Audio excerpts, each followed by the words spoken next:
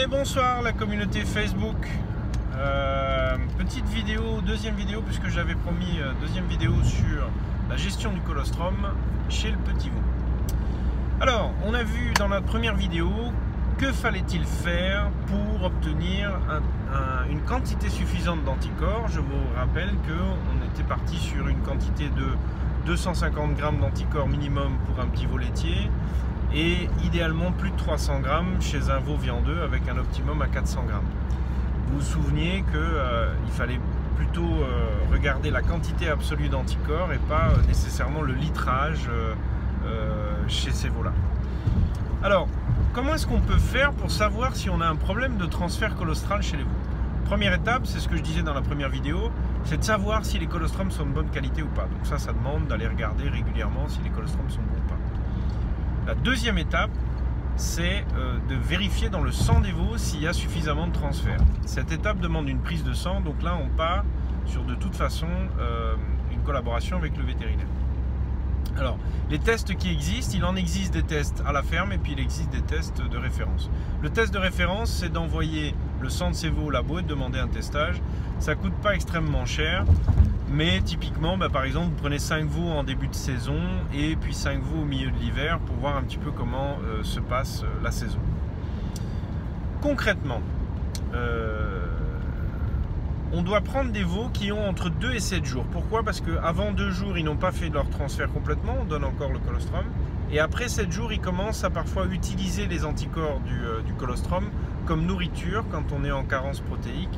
Et donc on pourrait avoir des basses lectures d'anticorps alors qu'en fait le veau avait reçu un colostrum correct. Ce que je dis est assez important parce que les anticorps sont des protéines. Et donc lorsqu'on alimente mal les veaux ou les mères qui leur donnent du lait, on peut parfaitement avoir des niveaux de protéines et d'énergie insuffisantes et donc le veau va puiser dans ses propres réserves pour faire face à ses besoins et parmi ces réserves on trouvera les anticorps. Donc dans une ferme dans laquelle on aurait un déficit énergético-protéique, bien souvent les veaux vont consommer leurs anticorps pour se nourrir, pour fabriquer leur squelette personnel, à la place d'utiliser ces anticorps pour se défendre contre les maladies. Donc fatalement, au bout d'un moment, ils seront plus exposés aux pathologies. Alors dans les tests de référence, je vous disais, il y a le labo. Les autres tests qu'on peut faire à la ferme, on peut lire le sang avec un réfractomètre, enfin le sérum avec un réfractomètre, pour voir un petit peu où est-ce qu'ils en sont. Réfractomètre optique ou Brix, comme je disais tout à l'heure. Alors idéalement, on espère avoir plus de 56 grammes de protéines totales, ce qui correspond à peu près à 10-12 grammes d'anticorps. Ça c'est vraiment le minimum, hein. Ça veut dire que le veau ne va pas mourir, mais il va probablement tomber malade.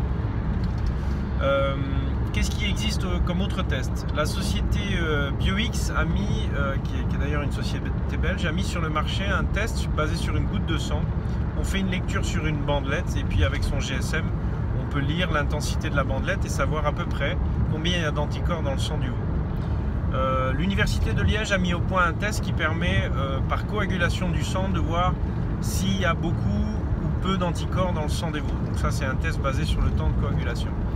Et puis vous avez sur le terrain d'autres tests qui permettent de voir avec une migration sur une bandelette, est-ce qu'il y a assez d'anticorps ou en tous les cas plus que 16 grammes d'anticorps par litre de sang. Alors je vous parlais de seuil d'anticorps. Vous vous souvenez que sur les vaches j'avais dit que 50 grammes c'est vraiment le minimum, c'est le colostrum de très mauvaise qualité, enfin très moyenne. Et puis idéalement chez les viandeuses on essaye d'être au-dessus de 80 grammes pour que avec quelques litres de colostrum on fasse le transfert. Et bien chez le veau c'est pareil. On va avoir une relation linéaire, et ça c'est bien démontré dans pas mal d'articles, que plus vous allez monter en quantité d'anticorps dans le sang des veaux, moins ils vont tomber malades. Donc à 10 grammes d'anticorps, c'est la différence entre mourir et survivre. Je m'explique, en dessous de 10 grammes d'anticorps, la mortalité dans les fermes est multipliée par 3. C'est pas rien, hein, ça veut dire que simplement avec un petit transfert, on peut casser la mortalité dans une ferme. À 16 grammes, on admet qu'on rentre dans la classe des animaux qui ont fait un transfert convenable, de bonne qualité. Et au-dessus de 24 grammes, on parlera de transfert excellent. Depuis 10 ans que je suis vétérinaire, je peux vous dire que des 24 grammes, on n'en croise pas tous les jours. Donc cet après-midi, par exemple, j'étais dans une ferme où les veaux étaient à 28, ce qui est quand même assez rare, il faut le souligner. Alors ça signifie quoi? Ça signifie que vous avez une relation continue avec la quantité d'anticorps et la défense aux maladies. Donc en gros, en dessous de 10 grammes, vos veaux ils meurent. Entre 10 et 16, ils ne meurent pas, mais ils peuvent tomber malades. Au-dessus de 16, ils commencent à moins tomber malades. Au-dessus de 24, les veaux se défendent très bien contre les diarrhées néonatales, une partie des pneumonies, etc., etc.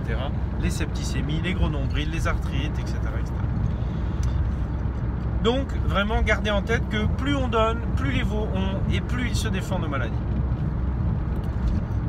Certains ont posé la question suivante, oui mais parfois on donne un bon colostrum et pourtant les veaux n'ont pas un bon transfert. Alors ce sont des cas rares, hein, et je le répète, c'est des cas rares, mais ça existe. Il y a deux façons d'avoir un transfert mauvais quand on a un bon colostrum. Le premier, c'est d'avoir un intestin qui n'est pas assez mature, ça veut dire que le veau n'a pas été bien fini pendant la gestation. Alors typiquement les veaux prématurés peuvent avoir ce type de problème, et puis les veaux dont les mères ont été pas très bien alimentées en fin de gestation. Deuxième façon d'avoir un mauvais transfert, c'est d'avoir des taux de sélénium circulant chez le veau et chez la mère qui sont insuffisants. Donc ça veut dire que le sélénium participe à l'absorption des anticorps dans le colostrum. Et ça c'est très important parce que bien souvent on oublie que la maturité du tube digestif et la capacité de prise des anticorps dépend également de ce qu'il y a dans le sang du veau et donc par extension de ce qu'il y a dans le sang de la mère. Donc quand on donne mal ces minéraux, on prend le risque d'avoir des transferts en échec chez les petits veaux. Là encore, plutôt que d'attendre que ça se produise et qu'on ait un accident pendant l'hiver, on peut doser le sélénium chez les mères en rentrant de prairie et au milieu de l'hiver de façon à voir où est-ce qu'on en est.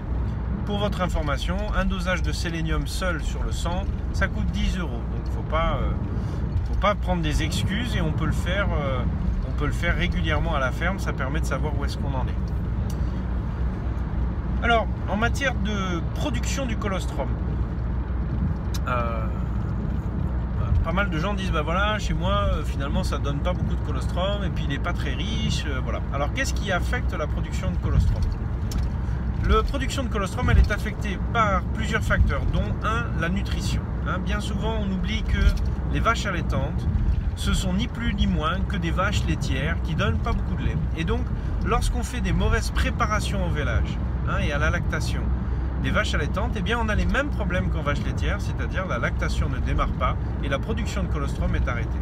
Alors qu'est-ce qui fait une bonne préparation? Eh bien un niveau d'énergie et de protéines suffisant.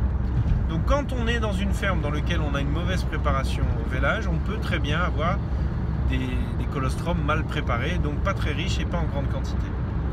Deuxième facteur, c'est la génétique, c'est-à-dire que certains types génétiques produisent assez peu de colostrum. Et donc là, on peut travailler, si c'est un point clé de la ferme, soit il faut le savoir et avoir du colostrum en avance, soit on peut travailler génétiquement sur l'optimisation des colostrums de la ferme.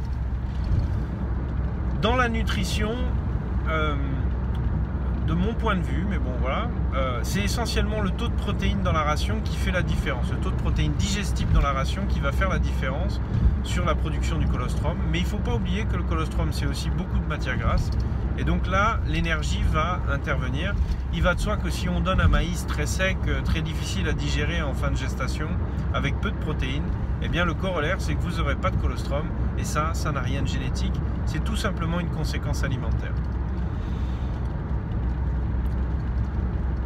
Un exemple typique, c'est les primipares et les génisses, suivant comment vous les appelez. Souvent, ce sont des animaux en allaitant qui ont peu de colostrum.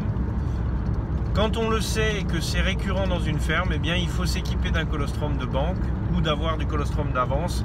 Et comme je disais dans la vidéo précédente, jamais oublier que le colostrum qu'on garde, il doit faire plus de 70 grammes d'anticorps, puisque si vous voulez atteindre la fameuse barre des 300 grammes, vous devez donner au moins 4 litres d'un colostrum à 70 grammes, 70 grammes pour les Français.